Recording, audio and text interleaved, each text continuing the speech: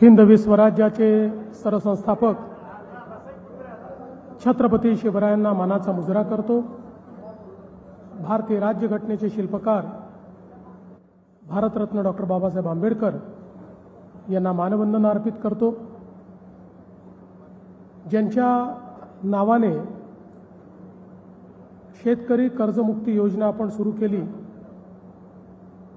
त्या पुण्यश्लोक लोकमाता अहिल्यादेवी होळकर यांच्या चरणी देखील नतमस्तक होतो। सर्व महामानवांना वंदन करत असतानाच आदरणीय मोठे मालक सुधाकर पंत परिचारक यांना देखील विनम्र आदरांजली अर्पित करतो। आजच्या या कृषी प्रदर्शन आणि शेतकरी मेळाव्याच्या कार्यक्रमामध्ये मंचावर उपस्थित असलेले सोलापूर जिल्ह्याचे पालकमंत्री आणि राज्याचे ग्रामविकास मंत्री, ज्यांनी या संपूर्ण वारीला एक अतिशय चांगलं नवीन स्वच्छ आणि आधुनिक रूप दिलं, असे जयकुमार गोरेजी, मोठ्या मालकांचं कार्य अतिशय चांगल्या पद्धतीनं सांभाळत असलेले सन्मान्य प्रशांत मालक परिचारक, लोकप्रिय आमदार समाधानदादा अवताडे, माजी मंत्री ज्येष्ठ आमदार विजय मालक देशमुख, राजेंद्र राऊतजी, नारायणआबा पाटीलजी, गोपीचंद पडळकरजी, अभिजित पाटीलजी, उत्तमराव जानकरजी, जिल्हा परिषदेचे अध्यक्ष श्री वैद्य, श्री हरीशदादा गायकवाड, श्री राजूबापू गावडे, श्री रणजितदादा शिंदे, श्री कैलास खुळे, शुभम आगावणे, सुभाष मस्के, चेतन सिंग केदार, श्री कार्तिकेयन जिल्हाधिकारी, सहकार आयुक्त श्री दीपक तावरे, श्री शुक्राचार्य भोसले, श्री बाबासाहेब जेजूरकर, श्री दिग्विजय आहेर, मंचावरील सर्व मान्यवर आणि या ठिकाणी उपस्थित सर्व शेतकरी वारकरी भगिनी आणि बंधूंनो, सर्वांना माझा जय हरी। आज अतिशय आनंदाची गोष्ट आहे की पुन्हा एकदा या पंढरीमध्ये, पांडुरंगाच्या नगरीमध्ये आमच्या शेतकऱ्यांसोबत या कृषी प्रदर्शनाच्या निमित्ताने मी उपस्थित आहे। खरं तर ही वारीची परंपरा जी शतकानुशतके चालली आहे आणि कुठलंही निमंत्रण नसताना,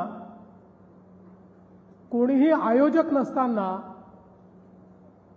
गावोगावून वारकरी निघतात, दिंड्या निघतात आणि चालत चालत पंढरपूरपर्यंत येतात आणि जगातली ही एकमेव अशा प्रकारची वारी आहे की ज्या वारीमध्ये सर्वांना पांडुरंगाचं दर्शन देखील मिळत नाही। कोणी कळस दर्शन घेतं, कोणी मुखदर्शन घेतं, कोणी नामदेव पायरीचं दर्शन घेतं, पण कुठलंही दर्शन घेतलं तरी पांडुरंगाची भेट झाल्याचा अनुभव हा प्रत्येक वारकऱ्याला या ठिकाणी प्राप्त होतो। आणि एवढंच नाही तर वारकरी जेव्हा एकमेकाला भेटतात त्याही वेळी जय हरी म्हणत, रामकृष्ण हरी म्हणत, माऊली म्हणत एकमेकाचे पाय पकडतात, एकमेकाला दंडवत नमस्कार करतात, साष्टांग नमस्कार करतात। कारण या वारीची परंपरा अशी आहे की प्रत्येक व्यक्ती समोरच्या वारकऱ्यामध्ये, समोरच्या व्यक्तीमध्ये आपल्या माऊलीचं दर्शन घेत असतो। आणि म्हणून अत्यंत भावनिक आणि कौटुंबिक अशा प्रकारचा सोहळा आपल्याला या पंढरपूरमध्ये पाहायला मिळतो। आणि यावेळी तर सगळे रेकॉर्ड तुटतायत. इतक्या मोठ्या प्रमाणात वारकरी या ठिकाणी येत आहेत. 35 लाखापेक्षा जास्त आमचे वारकरी या ठिकाणी पोहोचतायत. जवळजवळ 21 किलोमीटरची दर्शनाची रांग यावेळी लागलेली आहे. पण हे सगळं होत असताना आपल्या राज्य सरकारच्या वतीने पालकमंत्री असतील, जिल्हा प्रशासन असेल, सगळे आपले अधिकारी असतील, यांनी अतिशय उत्तम सेवा करण्याचा प्रयत्न केला. जर्मन हँगर्स असतील, त्या ठिकाणी पाद्य सेवा असेल, वैद्यकीय सेवा असेल, सर्व प्रकारच्या सेवा या अतिशय उत्तम पद्धतीनं या ठिकाणी करण्याचा प्रयत्न आपण केला. आणि मला विश्वास आहे वारीची परंपरा कधीच कमी होणार नाही, ती वाढतच राहील. या वाढत्या परंपरेला साजेसं संपूर्ण व्यवस्थित कार्य हे आपल्याला दरवर्षी करायचंच आहे. आणि म्हणूनच मगाशी या ठिकाणी प्रशांत मालकांनी आणि पालकमंत्र्यांनी पंढरपूरच्या कॉरिडॉरचा विषय देखील ठेवला. आणि आता जवळजवळ सगळी तयारी झाली आहे. काही लोकांच्या मनात थोड्या शंका आहेत. बहुतांश लोकांना आता हे लक्षात आलेलं आहे की त्यांनी मनात घेतलं त्याहीपेक्षा चांगलं पुनर्वसन आम्ही देतो. काही थोडक्या लोकांच्या मनातल्या शंका देखील आम्ही त्यांच्याशी चर्चा करून दूर करू. आणि माझा दावा आहे की महाराष्ट्रातल्या कुठल्याही तीर्थक्षेत्रामध्ये आजपर्यंत झालेल्या पुनर्वसनापेक्षा उत्तम, चांगलं आणि मोठं पुनर्वसन हे या ठिकाणी आम्ही पंढरपूरच्या कॉरिडॉरमध्ये देतो.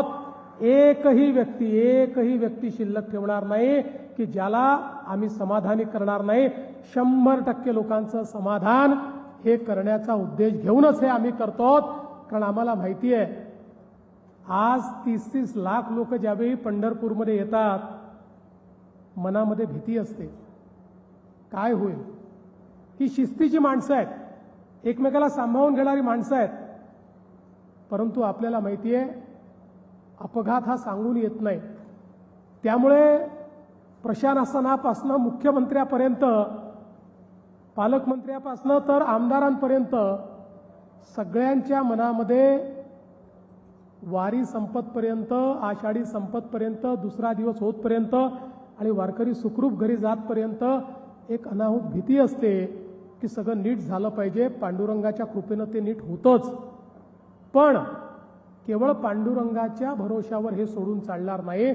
आपल्यालाही व्यवस्था कराव्या लागतील या वाढत्या संपूर्ण वारकऱ्यांकरता. आणि आता देशभरातनं लोक या ठिकाणी येत आहेत, त्यांच्या योग्य व्यवस्था व्हाव्यात या दृष्टीनं खऱ्या अर्थानं आपण या सगळ्या व्यवस्था या ठिकाणी सुरू केल्या.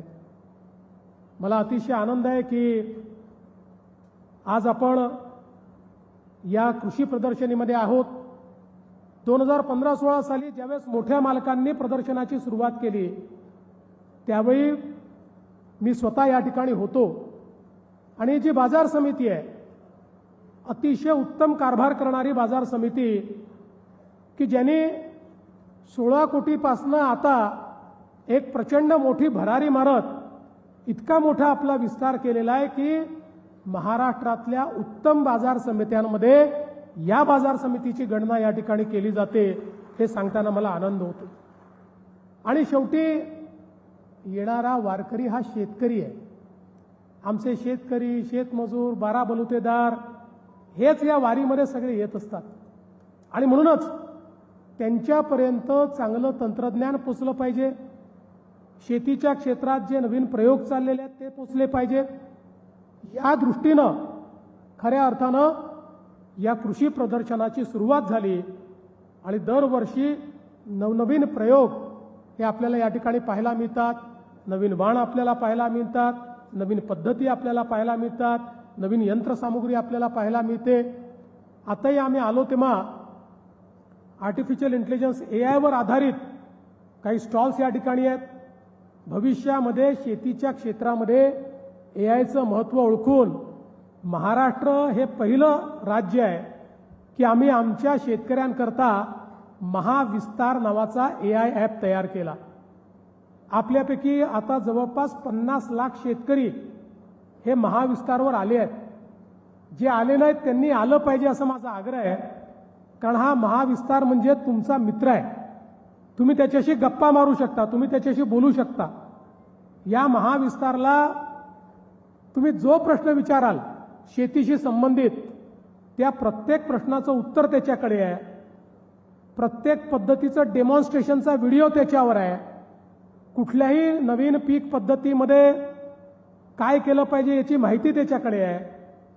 कुठल्याही प्रकारची कीड आली तर त्याचं त्या ठिकाणी नियमन कसं करायचं या संदर्भातले सगळी माहिती त्याच्यावर आहे.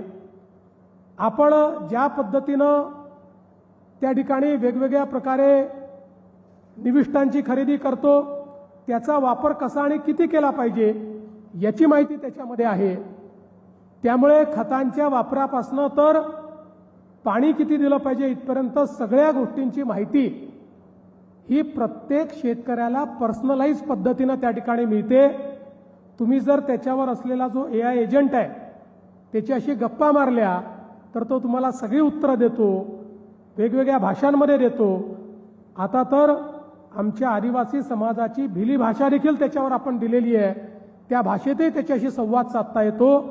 आणि एवढंच नाही तर त्याच्यातनं आपण फोटो काढला तर आपल्या पिकाची परिस्थिती काय आहे, त्याच्यावर कीड येऊ शकते का, आली तर काय केलं पाहिजे, येऊ नये म्हणून काय केलं पाहिजे, या परिस्थितीमध्ये त्याच्या वाढीकरता मायक्रोन्यूट्रिएंट काय दिले पाहिजेत, अशा सगळ्या गोष्टी आज आपल्याला या AI ॲपच्या माध्यमातून कळतात.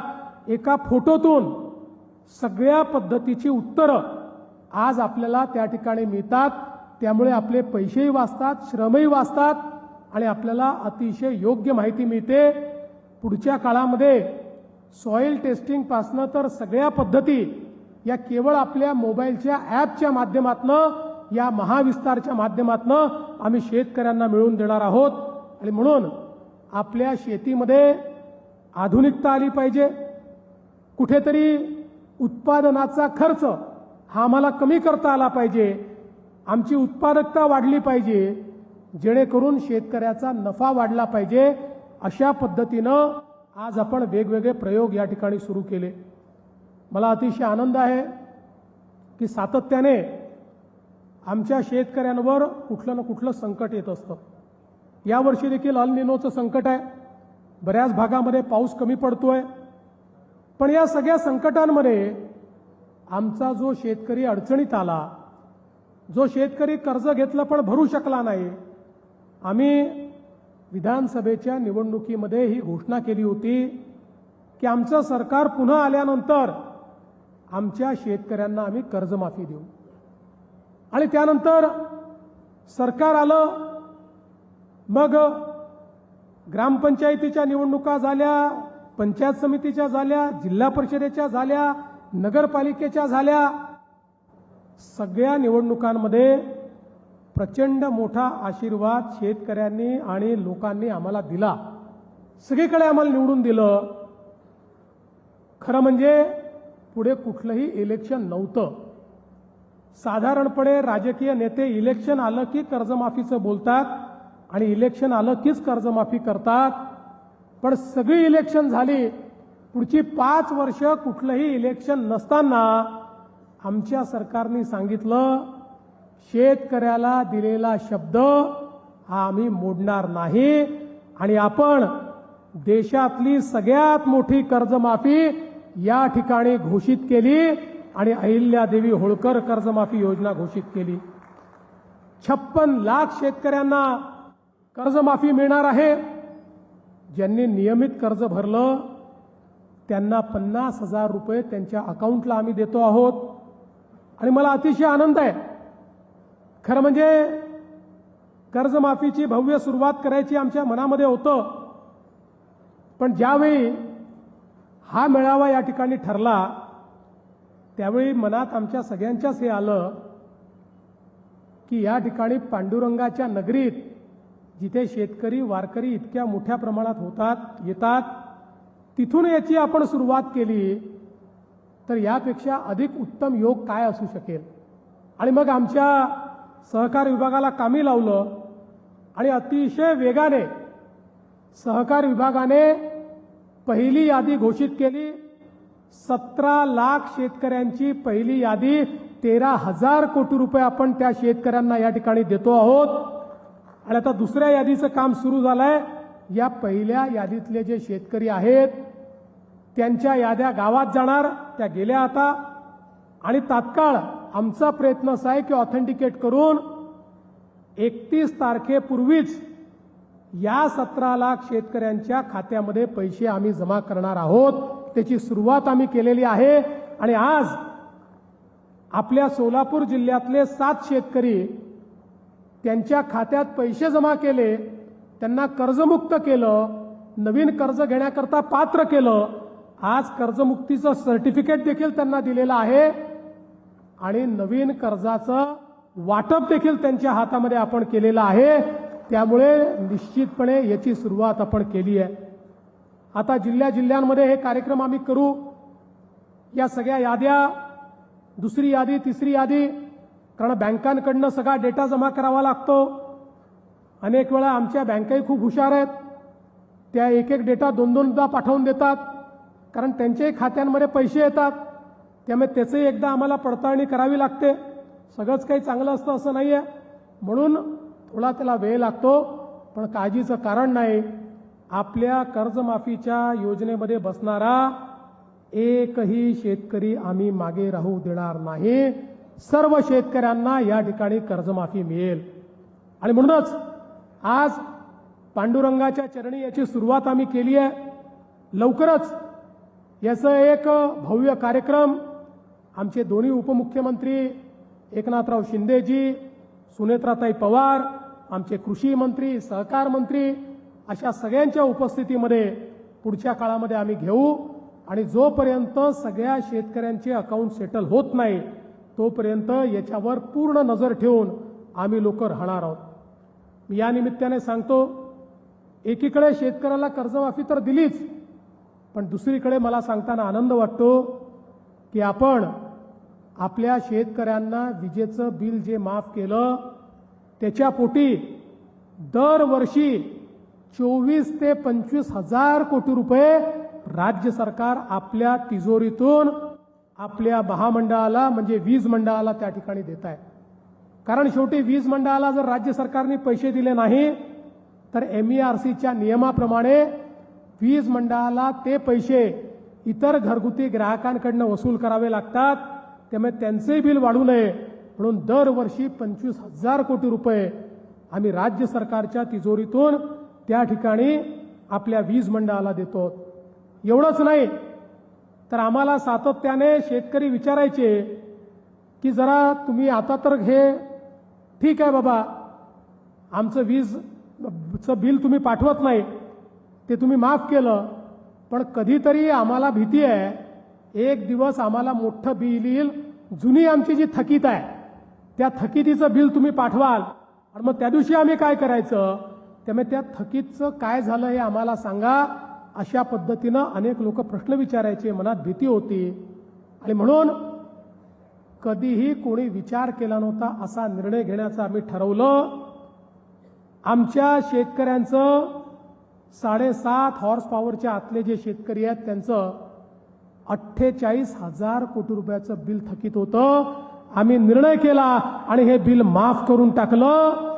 50 लाख शेतकऱ्यांचं 48,000 कोटी रुपयाचं बिल हे आता आपण माफ केलेलं आहे. त्यांच्याकडनं ते कधीच वसूल या ठिकाणी केलं जाणार नाही. आणि मला विश्वास आहे की आता 75% राज्यातल्या शेतकऱ्यांना आम्ही दिवसा वीज देतो. पुढच्या काळामध्ये डिसेंबर किंवा मार्चपर्यंत 100% शेतकऱ्यांना आम्हाला दिवसा 12 तास वीज द्यायची आहे. पहिले 8 तास देऊ, मग 10 तास देऊ, मग 12 तास देऊ.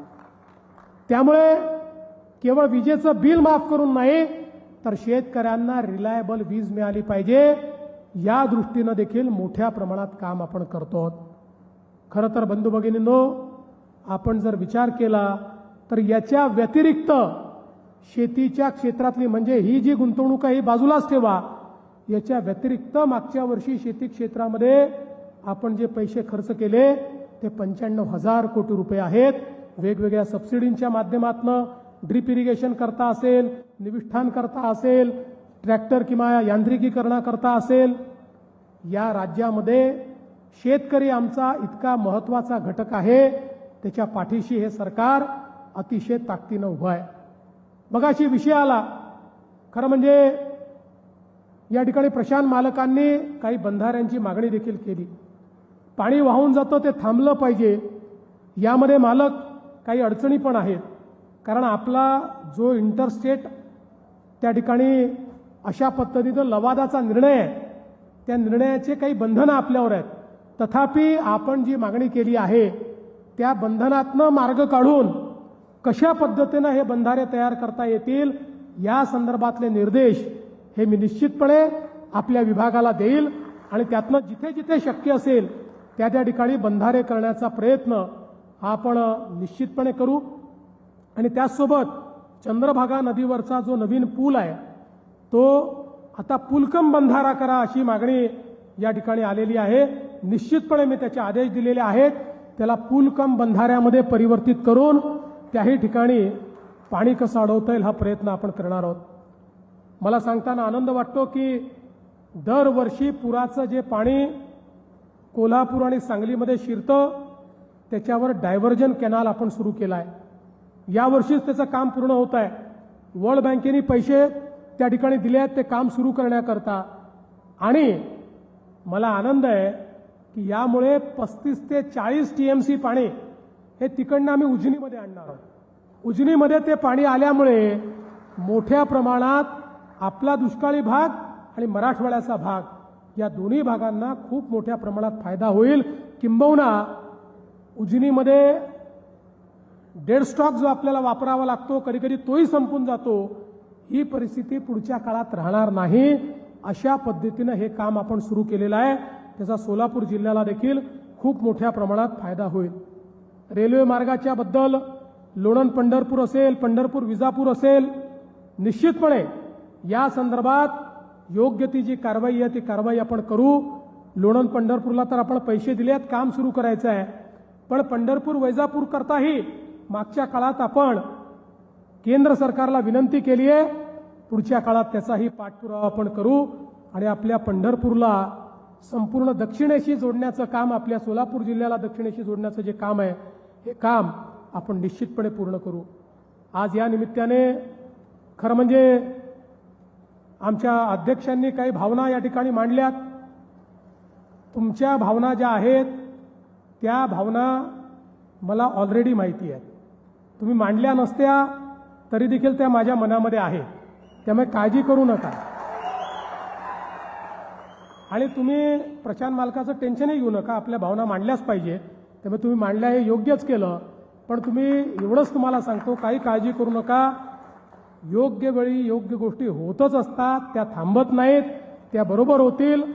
आणि जसं मी मागच्या वेळी सांगितलं की मी एवढ्या ताकदीने तुमच्या संपूर्ण या परिवाराच्या पाठीशी उभा आहे, त्यामुळे काळजी करायचं कारण नाही आहे.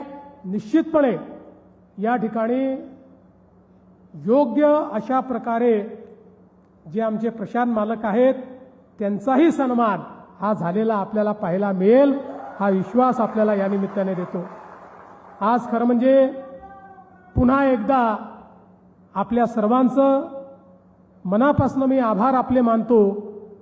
महाराष्ट्रातल्या शेतकऱ्यांचे, वारकऱ्यांचे आभार मानतो, त्यांचं स्वागत करतो. आणि आपल्याला एवढंच या ठिकाणी सांगतो, हे तुमचं सरकार आहे. हे सरकार सदैव तुमच्या पाठीशी उभं राहील. कितीही अडचणी येऊ द्या, या प्रत्येक अडचणीमध्ये पांडुरंगाच्या कृपेनं हे सरकार तुमच्याकरता मार्ग काढेल, हा विश्वास मी आपल्याला देतो. आणि पुन्हा एकदा सहकार विभागाचं, कृषी विभागाचं, ग्रामविकास विभागाचं मनापासून अभिनंदन करून माझे 2 शब्द संपवतो. धन्यवाद. जय हिंद, जय महाराष्ट्र.